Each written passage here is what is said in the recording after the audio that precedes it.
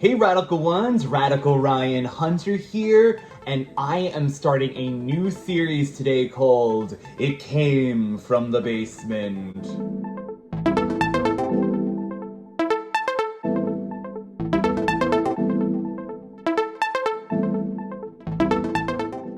So what this series is gonna really do is two things. One is I have so much random crap in my parents' house in their basement for storage. Currently, I am in an apartment and I do not have room to display my collection, and I'm lucky enough that my parents still have a large basement with a lot of my crap still in it. So over the years, all of my collections, my action figures, my retro stuff has been just accumulating in my parents' basement, and this is a way for me to A, figure out what the hell I have, B, I have a side quest. So if anyone's not familiar with the term Wonder Bread He-Man, also known as Wun-Dar later on, still like as a mystery to the community, the action figure community. Evidently lately there's things that it's been solved, where it came from. It wasn't actually a Wonder Bread promotion possibly, but whatever the case is, I remember having a brown-haired He-Man, just like here. I'll put the photo up. Now, I had gotten this in a box from a toy store in the late 90s that was up the block from us that opened. It was called like Jake's Toy Box. It might have been open for maybe a few months, and as a toy collector as a kid, this was amazing to have, because what toys I was into in the 90s were the toys that no one wanted, at the time anymore. It was He-Man, Thundercats, and older Star Wars figures.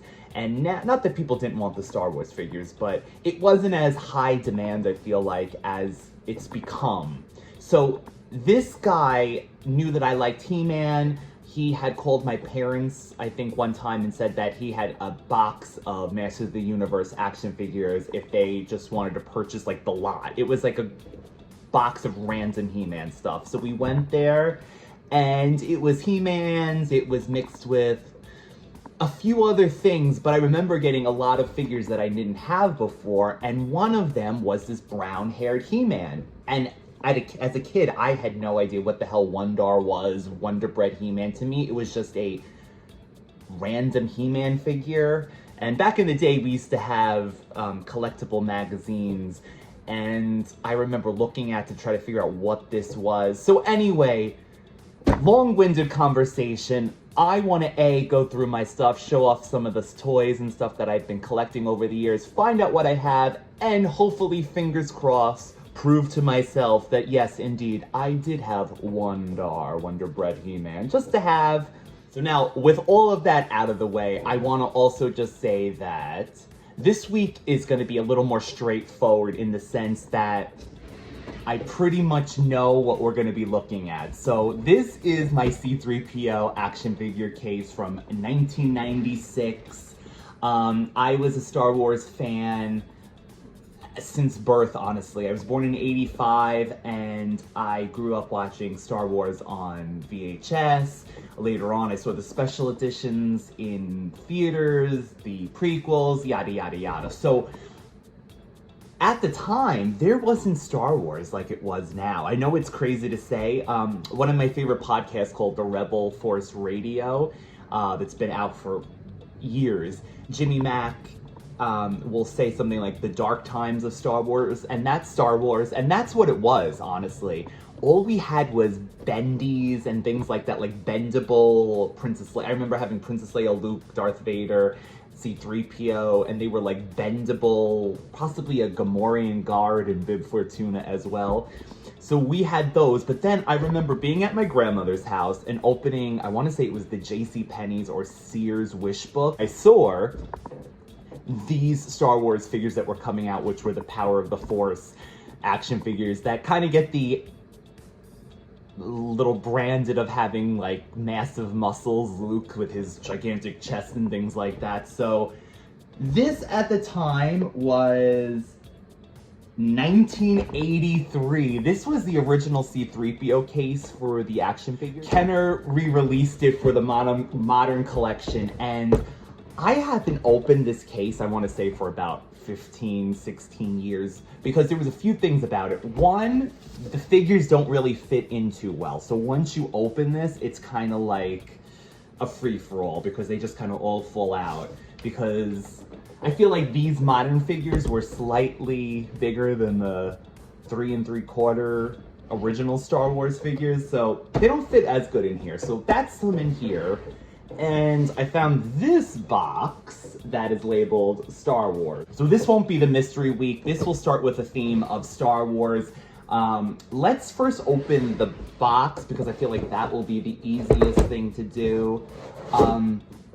I kind of have an idea of what might be in this one. So again, we're not starting with the mystery this week. I mean, I haven't opened these in a while, but I kind of had an idea. Okay, so, and I hate to say that these are in such a state. Now, a lot of these I have in here opened, but at the time there was figures that were harder to find, and you know, in the future, if I found an extra one or something like that.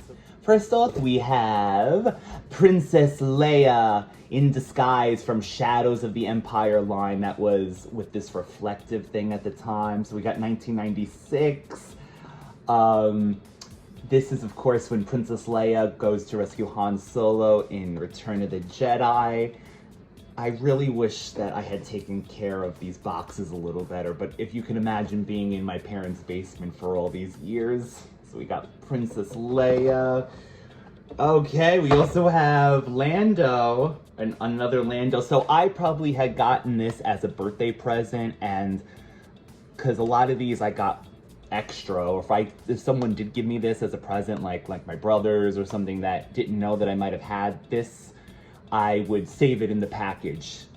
I was a collector even then in 1996, who knew? Oh, this is 95, so here is a Lando. Is there another one in here? Okay, so this is Luke Skywalker. There was one with a cloak. I remember if he had a brown cloak, and I'm so ashamed of these bubbles being destroyed, but this is 1996. Jedi Knight Luke Skywalker. There was something with, I believe, if he had a brown cloak, and I thought I did. Oh! Speak of the devil. Okay, so this is a brown cloaked Luke Skywalker as compared to this. Again, these bubbles are I'm so sad these bubbles are so destroyed, but there you go. Man. Okay, what else do we got? Oh, Grand Moff Tarkin. This was the power of the Force, never before offered in Kenner. So this I probably just got an extra one because you kind of think that sometimes these things will be worth more money in the future if they're the first times. So there's that. Oh, we have a Yoda, which I remember this Yoda when it came out. This is 95. This was very hard to find, I believe, looking in KB Toys and places like that. Could not find this Yoda, as well as C-3PO and Princess Leia from The Power of the Force. Was very tough to find, I remember, at the time. We have Panda Baba. I think this was an extra birthday or Christmas present, and I just decided to keep him in the box. And speaking of KBs, oh my god. Oh no, Toy Works. Toy Works. I wonder where that was. It was $6.99. And here's another Boba Fett. And there was something with the hand, I remember, if his hand had a half circle or if it had a full circle, it meant something. I never know if any of these are worth anything. Again, they're in terrible condition. I hate to say this, how bad these boxes are. Here is, I believe, a random mail-away of Obi-Wan that was a ghost.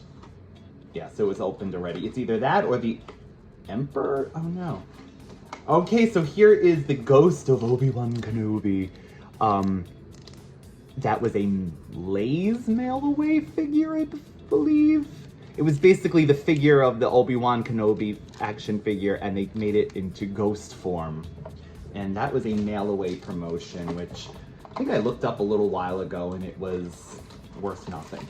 But it's nice to have. It's not the worth for me. It's just, I love having these things. I want to display them one day. Star Trek Deep Space Nine premium cards, which 1993, I believe my uncle gave me this. I was not a Star Trek fan growing up. Still not really too much. Star Wars was always my thing. So I have this still in the box here, just randomly thrown in. There's the random part. And a chicken nugget from McDonald's? In with the Star Wars. Okay, so we're gonna open this C-3PO case, which we might not be able to close. Oh, and the craziest thing is, again, I had this since 1996 when they reissued it. I have not changed these batteries, which honestly, I should figure out where, or maybe you can't even, but can you believe this still works?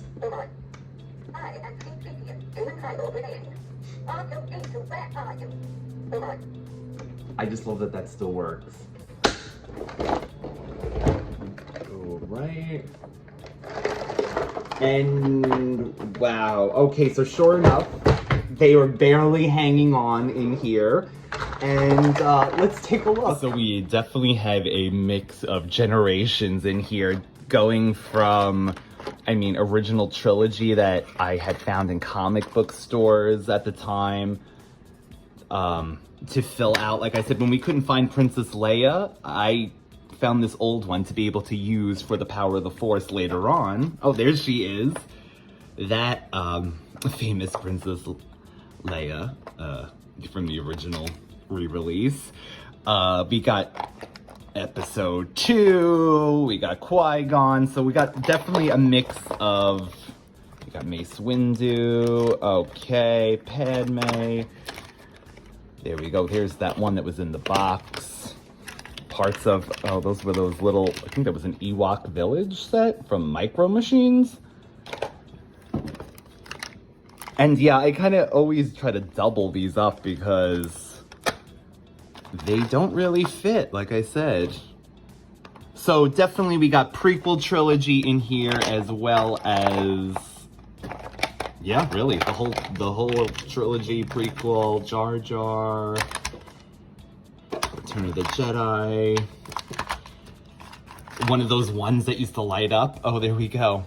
These I had with Darth Vader as well. So this is not anywhere near all of my collection of Star Wars. I would love to find more of them, a matter of fact. Oh, here we go. Here's an original Luke. Jawas, Watto, Panda. So this is definitely my eclectic mix. Does Vader still light up? Oh. Gotta love these 90s things still working. Thank you so much, Radical Ones. I think this might be another 20 minutes for me to close this down. So join us again next Tuesday for another episode of It Came from the Basement. Take care, everybody.